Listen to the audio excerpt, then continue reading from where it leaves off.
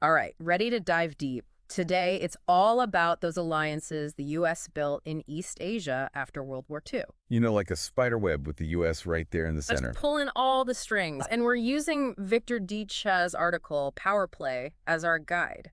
What's so interesting is he argues that the U.S., they deliberately went a totally different route in Asia than they did with NATO in Europe. Totally. And most of the usual explanations for that difference, they don't quite add up. Yeah, like geopolitics or cultural differences. Exactly. Cha says it boils down to control. Even more so than just defense. Exactly. So, yeah, obviously the U.S. was worried about communism, right? Right, of course.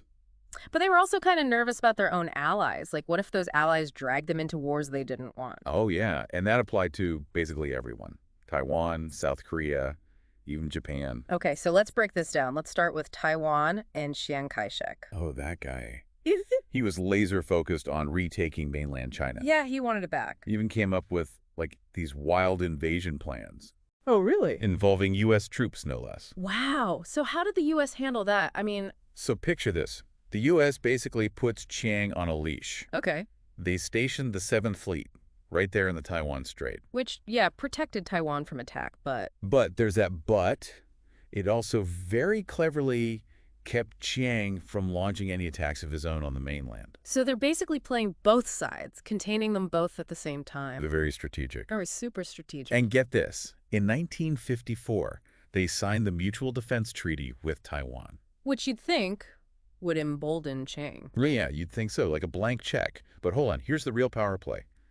There was a secret minute in that treaty. A secret minute. Giving the U.S. veto power over Taiwan's use of force. Whoa, so they needed permission from the U.S. before doing anything. Imagine that. You can't even defend yourself without Uncle Sam saying it's okay. That's wild. Even their plans for if China attacked Taiwan, there was a wait-and-see phase. Wait and see. Yeah, they'd first figure out if Chiang had provoked it before getting involved. Wow, talk about control. Right. It wasn't just about protecting Taiwan. It was about making sure Chiang stayed in line. Okay, so Taiwan, check. But what about South Korea? South Korea. Enter Syngman Rhee. He was also itching for a fight. Another one. Totally against the Korean War armistice. Even released prisoners of war. Seriously? Trying to tank the peace talks. He sounds like a handful. How did the U.S. manage him? Well, they used a mix of, rewards and punishments.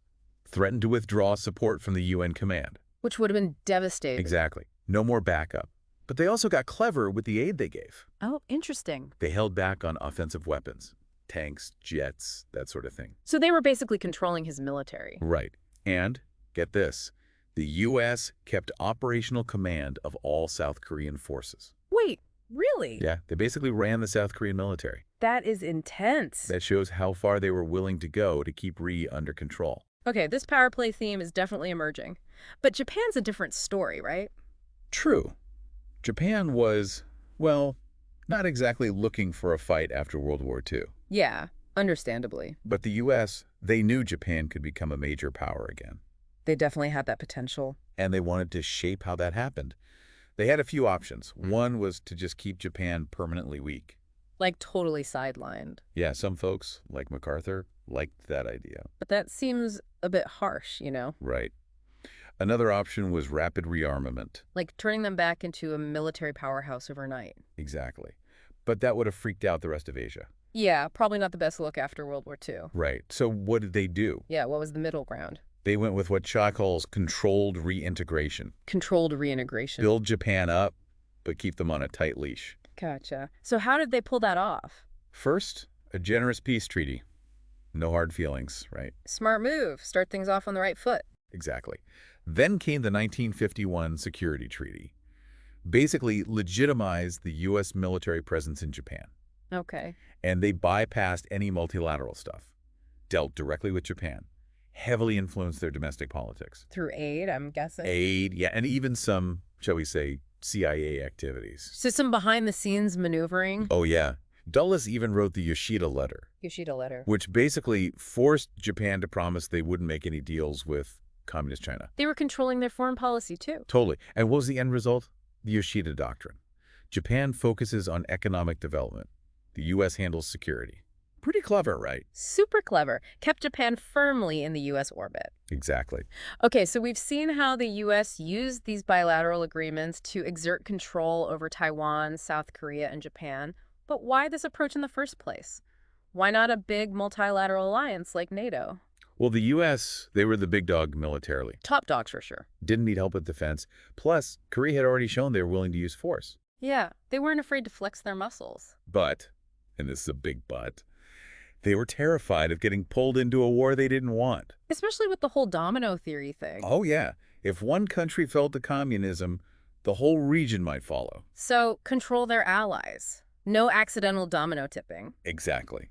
And bilateral agreements. Those gave them maximum control. They called the shots.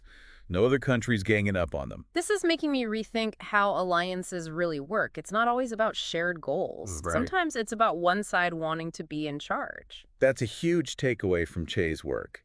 And it explains why Asia looks so different from Europe in terms of security. Okay, so the U.S. built this web of alliances, all about control, minimizing risk. But what about the long-term consequences?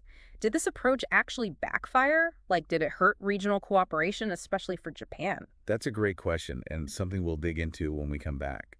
Because this power play strategy, it had some unexpected side effects. Okay, this is blowing my mind already. I can't wait to see what else we uncover. Okay, so we've been talking about how the U.S. basically ran the show in East Asia after World War II. You know, this whole power play thing, controlling their allies and all that. But it sounds like that approach maybe had a downside. Oh, definitely. It wasn't all sunshine and rainbows. While they achieved their short-term goals, there were some, shall we say, long-term consequences, especially for Japan. Let's talk about that. I mean, Japan was obviously the bad guy in World War II. Exactly. A lot of baggage there, a lot of tension with their neighbors. Yeah, tons of resentment. And the thing is, the U.S., in their focus on, keeping Japan's military in check, they kind of accidentally made it harder for Japan to really reconcile with those neighbors. Okay, so how did that happen? Well, think about it. The U.S. swooped in and provided Japan with pretty much everything they needed. Security, economic aid, the whole package. So they were kind of shielded. Exactly. Shielded from having to really face the music, so to speak. Engage in some serious diplomacy, apologize, make amends. They were kind of stuck in this weird limbo. Yeah, like not fully integrated into Asia, but not fully independent either. Wow, that's a great way to put it. And this has had a real impact on Japan's foreign policy even today. Like how? Give me an example. Well, think about Japan's efforts to get a permanent seat on the UN Security Council. Oh, right. They've been pushing for that forever. They have.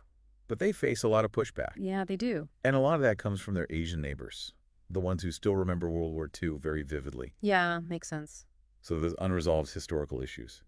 They still cast a long shadow. So it's like, even though the U.S.'s power play stabilized things in the short term, it maybe actually prevented deeper cooperation, genuine reconciliation in the long run. It's a classic case of unintended consequences, Even well-intentioned policies can have these ripple effects. Okay, so now let's fast forward a bit. Bring China into the mix. Ah, yes. China. The game changer. How does China's rise challenge this whole power play dynamic that the U.S. built? Well, for decades, the U.S. was the only real power in East Asia. The undisputed top dog. Exactly. Yeah. Calling all the shots. But China, with their economic and military growth, they've shifted the balance. Big time. And their interests don't exactly line up with the U.S.'s, right? You got it. We're seeing it play out already. The South China Sea disputes, trade wars, ideological clashes. Yeah, things are getting tense. It's a multipolar world now. Power's more spread out, less predictable. Okay, so can the U.S. still maintain that same level of control they had before? Is the power play still viable? It's definitely getting harder. I bet. China's actively trying to reshape things, Okay. They want a system that benefits them. What are they doing to make that happen? We're using all sorts of tools, economic incentives, investments, think Belt and Road. Right. But also, they're military. They're modernizing fast, projecting power, challenging the U.S. So carrots A&D sticks. Exactly. Leverage. So is China trying to push the U.S. out completely? Are we heading for a showdown? I don't think it's that simple. I mean, yes, China's asserting themselves. Definitely. But they're also pragmatic. A big war with the U.S. Nobody wins that. So it's more about competition. Yeah, they want a bigger piece of the pie. More influence. More say.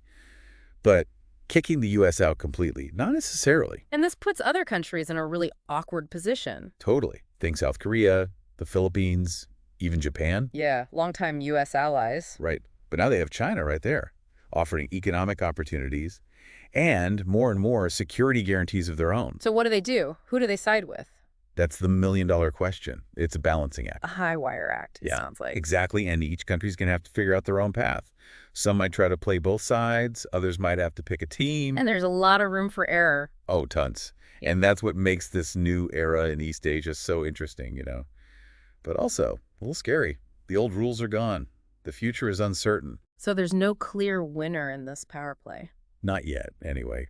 It's more like a complicated dance. Okay, I like that. A dance. Everyone's trying to figure out their steps, how to survive, how to thrive. This has been such a fascinating deep dive. We've covered so much ground. The U.S. alliance system, China's rise. It's a lot to take in. It is. And it seems like Asia is, well, it's in for some major changes. Definitely. And the decisions made in the next few years, they're going to have huge consequences, way beyond Asia even. So it's a story that's still being written. Absolutely. And we're all going to be watching to see how it ends. Okay, so we're back. And we've been talking about this whole power play dynamic in Asia. But now things are changing. China's on the rise. So where does that leave us? Is China basically going to try to become the new puppet master, pulling all the strings like the U.S. did? Well, it's easy to think that way, I mean, they're definitely building up their own influence. Look at their investments, those massive infrastructure projects like the Belt and Road Initiative, the diplomacy they're doing. Yeah, they're not exactly being subtle about it. Right. And it creates this, web of interdependence. Countries become reliant on them, which gives China leverage. Leverage, yeah. Not to mention their military, which is getting stronger all the time. Oh, yeah, they've got the carrots and the sticks now. Lots of ways to influence things. So are they actively trying to kick the U.S. out? Is that what we're headed towards? Some kind of big showdown in the Pacific? It's complicated. I mean, yeah, they're assertive, but they're not stupid.